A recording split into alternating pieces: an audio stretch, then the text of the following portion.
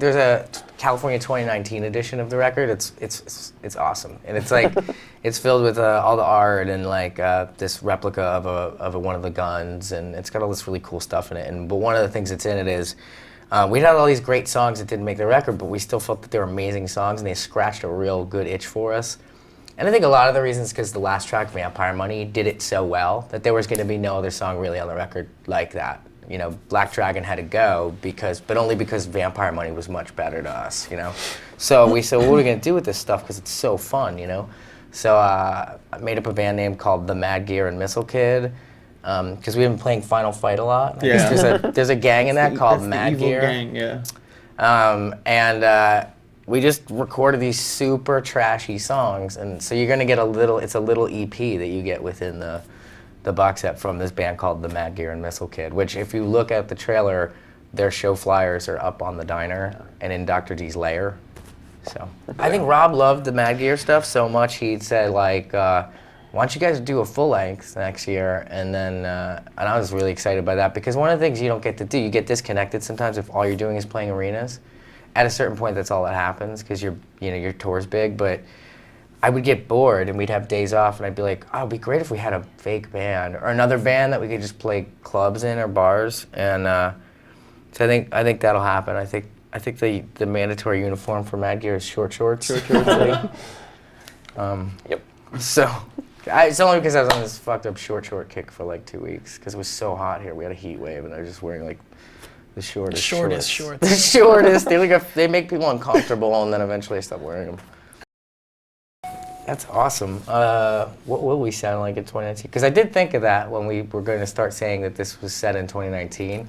Because I was definitely like, well, this isn't what we'd sound like in 2019, but it's a guess. But I don't know. It really... I think in 2019 you don't hear it, you just plug it into your arm and you experience it. Yeah. Like, there's nothing actually going through your ears. Yeah.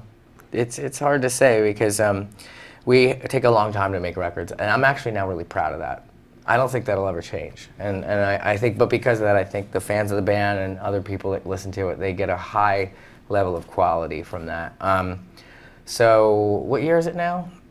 Gonna be 2011. Yeah. 2011.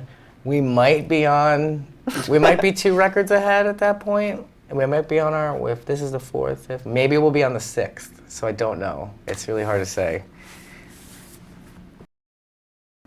Going through such a creative slump together and turmoil, I think really brought us so close in such a way where you started to really realize how much you valued your friends that were in this band with you and the people around you, and how much you realized they were all artists and truly artists first before musicians and geniuses. Like, and I think that, and it's this childlike genius quality where we're all so untrained, but yet I would watch anybody in this band pick up a Korg and just make a sound, and then the sound 20 minutes later was on the song. And that's anybody at any given moment was doing that, or picking up weird drums that they had never touched before and just doing it. And that was so important to me. I remember the night we were doing Vampire Money and we were doing all these come-ons together and we're just yelling with such an intensity. It was like a fight for our lives. And you know, that was just what happened to me. I realized that, not that I'd ever doubted this, but we had toured so much in Black Parade, it was so hard that you lose clarity. And I think I realized, wow, I'm in a band with my best friends in the world, and they're all super fucking smart, and they're all like super artistic, and let's use that. Let's make this record about the art. Like, let's make art a weapon, and like really do that, you know? So that's something I wanted to say about the album. I totally agree. Yeah, everyone has like hidden talents. Like Frankie's like an amazing photographer. And Yeah, like there's all these weird talents that during the pop cycle, out. You know, that you get so pigeonholed into like being a band that you stop realizing, wait a minute, we have other interests and we're good at other things, so let's do those things, you know, and everybody did them. It was a lot of fun. Yeah. Made me cry. Oh. When we did Nana and we started talking about 2019, we felt like the record, even though it wasn't like a tight concept and it doesn't have a story or anything, but it felt like, if the record felt like these kind of transmissions from 2019. So I thought it would be amazing, to do this thing where you have a DJ. And I made this DJ up named Dr. Deathdefying because I felt that the phrase death-defying actually kind of sums up the band, and that's what immortality and rock and roll is all about. So it's actually obviously inspired by the soundtrack to Reservoir Dogs, and there is a lot of Tarantino in this, which I love. And so I had kept thinking, like, what is the iconic phrase that's going to start this album? Like, what's kind of a new thing, even if people have said it before, but what's the one thing? And I was in the art studio, we have this big chalk wall, and I wrote it on there so I wouldn't forget it, Look Alive Sunshine, and I was like, yeah, that's what he would say, And then he really, if you're on a roller coaster and it's going up that big first peak, he's holding your hand. And then when you get to the top is really when Na Na kicks off, and then he just lets go of your hand, and then you're on this ride throughout the entire record. He checks in on you, and he says goodbye, but really, he handholds you only for, it seems like 30 seconds or a minute, and then you're in it. Jeff Aroff, who he used to be like the chief art director, and he's like a legend in the business. He came by to hear the stuff because whenever we finish a project, I like him to kind of see the art, because he kind of helped me with Alan Wakayama start the whole process of being an artist with the records. And so, like, he's the guy that said, your drawing needs to be the cover of Three Cheers. And so it's always important for me to get his opinion. And then he heard Na Na Na, and he said, I just see a big graffitied wall, and I see Na Na Na a million times.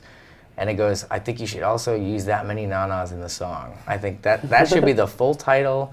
And I guess he had done this record with Fiona Apple. And Fiona Apple, one of her singles, had a title that was apparently a paragraph long. And he said he'd always loved that about her, that she did that. And so I actually don't think there's enough na-nas yet. When the final CD comes out, it might have like a dozen more, maybe even more than that. But Na Na Na is the song that launched it. It was the first laser bolt fired out of the ray gun, and it's the momentum that propelled us into recording another song and another song and another song. And the notion of even just calling the song Na Na is very much to me part of the new, which is to say it's not the title of the record. In fact, it's not even a chorus lyric hook. And it is oddly, but it's so base and human and dumb. Like, I kind of miss that about rock and roll. I miss that, that Ramones-iness to it, where it's like we're gonna take a dumb phrase like GABA and make that something important. Or even Hey Ya. That's what's so great about Hey Ya. Like, it's actually a next level song, Hey Ya, because it's so base and dumb and human, And in the lyrics, in a weird way, they introduce you to Battery City. Mm-hmm. They talk about kind of the views of me and the band. Like, it's kind of just like a snapshot, and it's a lot of truth. It's almost all truth, and it's all really related to something that was either going on in our lives or how I feel about the world right now. And but I know I talked a bunch about that song, but anybody else wants to? No, I totally agree. I mean, that song, more than any other, feels like, like a prologue to what you're about to experience. And just when that thing kicks in, it's always just been very visceral. Yeah. I think that song started at 90, got to 100. Like, it didn't start at 0, it like just started at 90. Totally. Bulletproof Heart started a while ago. That song's been a year and a half in the making. Mm-hmm. And it was just one of those things where I was checking my guitar, and I was like, da da da da da da da da da, and Jay was like, oh wait. And I was like, no, that wasn't a song. And he was like, no, that's the song. Yeah, it was. I was like, okay. And then we that song, I don't know. If Na Na Na is the prologue, this is the Cliff Notes. Yeah, for sure. It was thematically the thing too. That was from the previous recording, but just the line, I do my talking with a laser beam, is the line that it was in there even in the previous recording, but it was like, oh, we gotta go thematic. Like, it was one of the things that it's one of the lines that made us re-record the album, because we hadn't achieved that kind of color on any of the songs, that, and much like the whole record, that song is very much in pure Technicolor, like the rest of the album, which is which is obviously tied into the visuals of the band. But the original title for that song was Trans Am, and that was solely a working title, but it was because I was thinking about Trans Ams, and I bought a Trans Am, and I knew that eventually I was going to use it in something we were about to do, you know. And so I think about that during the song.